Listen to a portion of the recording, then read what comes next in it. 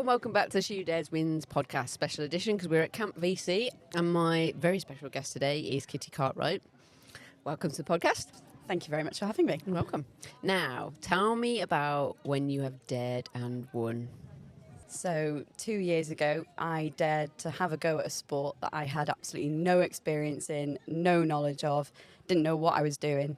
And I've won by 2 years later, having joined an amazing team of women, having represented the country twice, and having won some medals in the process. I'd call that winning. All right, let's get a bit more context here, because I know that you had a bronze medal in the European Championships. Yeah. After getting in a raft, how many years earlier? So I first got in a raft 2 years ago, pretty much this summer. I mean, 2 years ago. That's one fast track, badass, start something, complete something.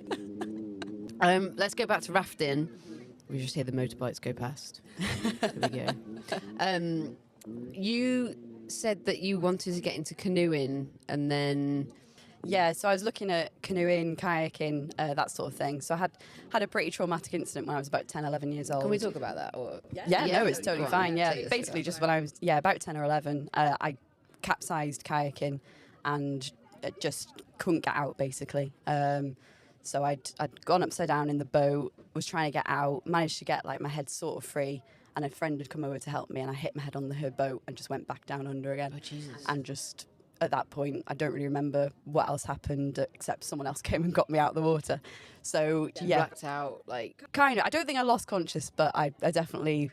I've probably just blanked out of my own memory. But so at that point, I decided that's it. I'm never getting back in a boat. I'm never paddling again. It's not a sport for me.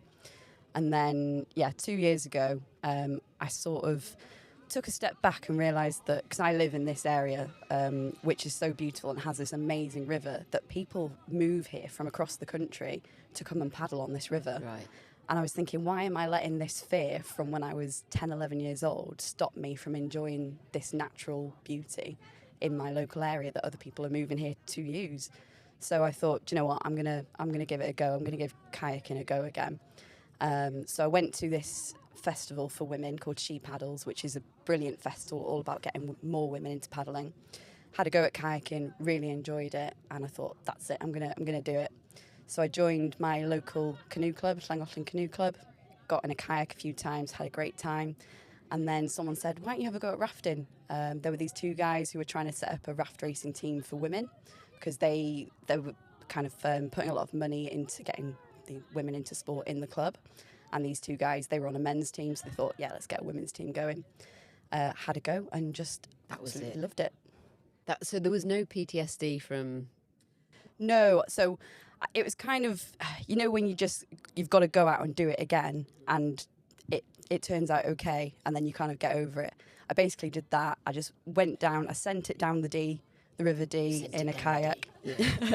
I capsized, so I went over, but I got out. And it was fine. Right. And after that, I was like, oh, I'm totally fine. It's totally fine. And talk me through the draw to rafting. Like, was it that you're part of a team or just a bigger boat? Like, what was the draw? A lot of things. I think those two definitely. So the bigger boat aspect, I'm not as trapped in the boat. You're higher up, you can see the water a bit more clearly. Feels a little bit more safe. It's still dangerous quite a lot of the time, depending on the river you're on.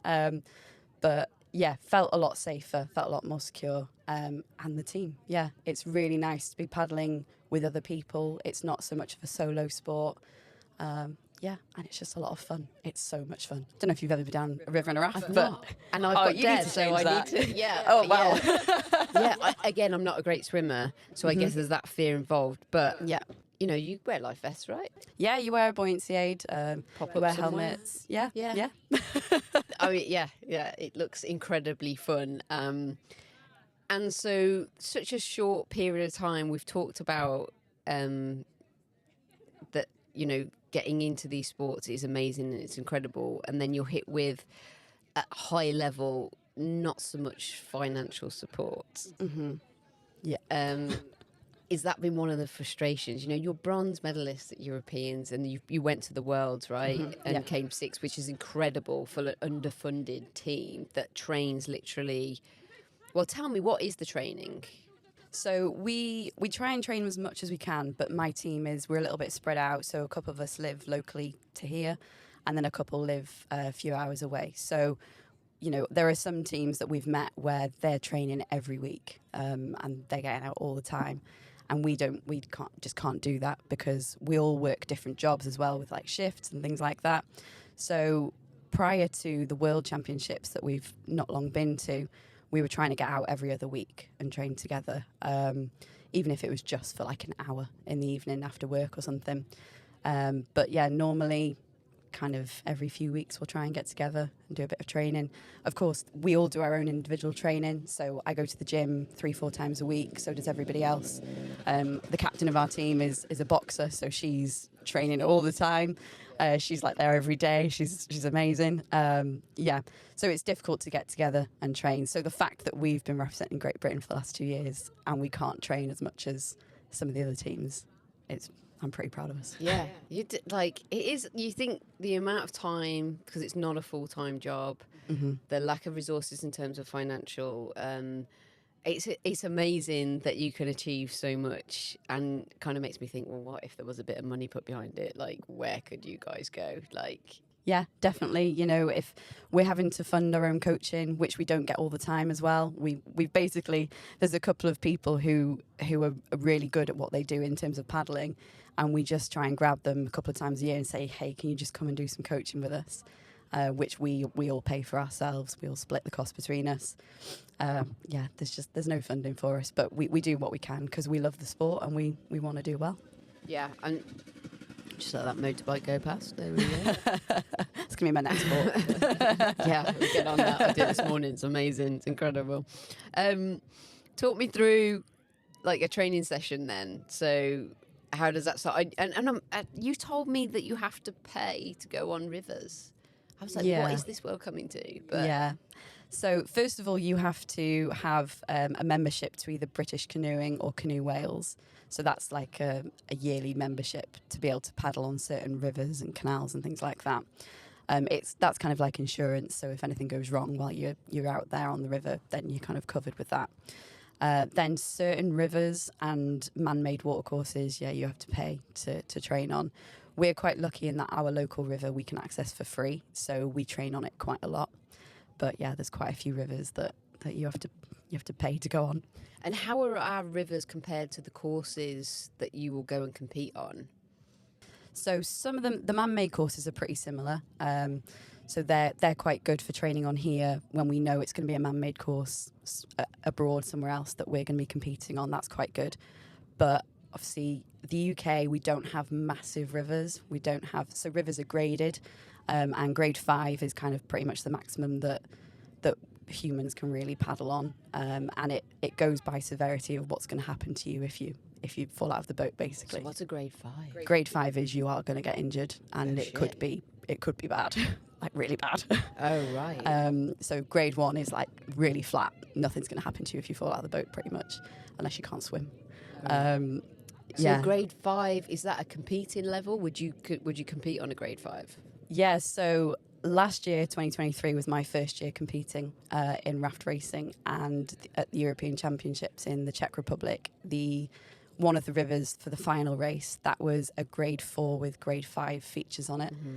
So it was pretty terrifying for me. What's going to it? Because obviously, is it down to speed or technique? Like, how do you score points? So in every raft racing competition, there's 4 races that make up the competition. Every team has to compete in all 4 races to get an overall score. Your first race is a sprint, which is like a 2 to 3 minute paddle down a course. Every team goes down individually. From the sprint, they generate a head-to-head based on your scores. I don't know how they generate it. I never understand, so don't ask me to explain that bit. So that's 2 teams racing against each other down the same course, and they might add in some like buoys or poles that you have to go around either side of the river. Third race is the slalom, which is my absolutely favourite race. I love it. That's where you've got gates all down the river, so made up by poles, and you either have to go down the river through them or you come behind them and paddle back up through. That's cool. I've seen that, yeah. It's really, really fun. It's so tiring and you feel great at the end of it, but yeah, it's really, really fun. And then the final race is the downriver race or the endurance race. And it's a really long paddle. Can take anywhere between 30 minutes to an hour. The one we've just done in the Worlds was, I think we took 59 minutes to paddle it. It was a 14-kilometre stretch of water. It killed me. I have a real love-hate relationship with with the endurance race. But then in the Czech Republic, in the Europeans, the previous year, that was, I think, took us 26 minutes to paddle it, and that was the grade 4-5, because obviously it's a lot bouncier, so you send down it a little bit faster. So you've got speed, you've got technique. Yeah. And then are you also fearing for your life? A little bit, yeah. I don't know if the rest of my team fear for their lives, because they've been doing this a lot longer than me. Okay. But yeah, there was definitely, I think they were protecting me a little bit last year. So they always do a practice run of the river so that you know the line to take, so that you don't kill yourselves, basically. Right. And on the practice run at the Europeans, one of the British teams had a bit of an accident. They flipped the raft on one of the grade 5 features, and 2 of them had to go to hospital.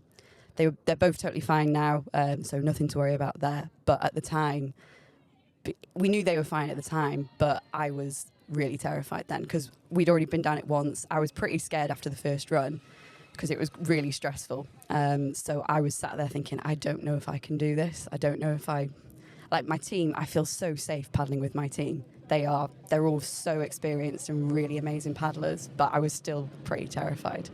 So if you go in, unless the whole raft goes over and all of you go in, if you singly go in, do your team members, are they the ones that are going to be fishing you out? Yeah, so obviously you're still in a race, so they still need to focus so they're on... like, hurry up and get in.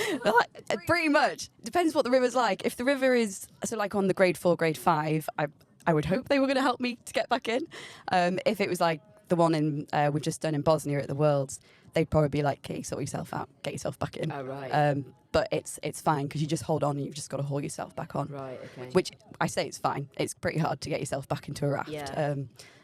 Do lots of pull-ups and Especially things like that. Racing, like, let's go in at speed. Yeah. Yeah. But yeah, so the grade 4, grade 5 river, I would hope that at least one of them would help me get back in, and then the rest can keep paddling. It's so fascinating that your journey started with this, like, intense experience, and you didn't just go in and, like, have a crack at canoeing again or have a crack at, like, you've now gone to, like, grade 5 serious. Like, how much of you is that daredevil? I don't know. Do you know what? I always think I'm a bit of a scaredy cat, really. But when I look at the fact that I'm doing this, I'm like, oh, maybe I'm You're not such a... definitely not. No, and because, like, my other sport that I really love is climbing. Oh, yeah. And that's got an element of danger to it as well. That's like knitting, isn't it? Yeah, so maybe I am a bit of a daredevil. Yeah. And I just don't really realise it. I'm excited to see where your journey goes with rafting. You are so early on, really, in terms of years, and have achieved so much. What would you kind of say to anyone out there that is like listening to your story and think, oh, I would fancy a crack at that? Just have a go. I would say do some research, find a local canoe club, because that's how I got into it. If your local canoe club doesn't do rafting already, tell them they need to do rafting. All they need to do is get in touch with British Rafting, which is our like overarching federation. They're really trying to get more and more people into the sport, because it's a pretty niche sport at the moment, and this is obviously part of the reason we have no funding, because it's a really small sport. So yeah, follow British Rafting on Instagram, social media, whatever. They do development weekends. They're trying to do more races for beginners to get people into it. But yeah, just have a go, pretty much. I'd do some research into the costs as well. Like we've already discussed, you know, it's kind of self-funded. You've got to buy the kit. Once you've got the kit, then you've got it, so it's fine. But just be prepared that you might never go on a holiday again, because you're going to just be competing all the time. To the raft. Pretty much. I think one of my teammates said she hasn't been on a personal holiday for about 10 years because she's just been rafting. Let's go. I mean, it's great. It's great fun. You get to see some beautiful places, but it's a lifestyle, isn't it? it is a bit of a lifestyle. Yeah. Yeah, unless you win the lottery, and then you're fine. Yeah, well, we're all holding out for that. And what I like to leave people with a little bit of a dare. What would you dare yourself to do in the next 12 months? Oh, dare Is there myself. something on that list that you're like, I haven't done that and I need to do that? Related to rafting or not? probably get back on another grade 5 river. Okay, 'cause it I was would probably scary. say it was scary. So although the first run was really scary, the second run I had the best time of my life, because we sort of said after the first run, right, we're not going to race it, we're going to survive it, was I think the words my captain said to us. And because of that, it really helped to calm me down. I got a lot of other great advice from my teammates as well. One of them told me I needed to find a song to just sing down the river, so I did that. What was the song?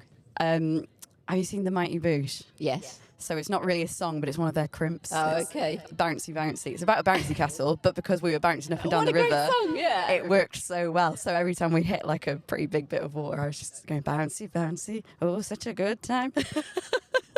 You need to be mic'd up on your rows. Yeah, we do. I'm going to suggest that to the team.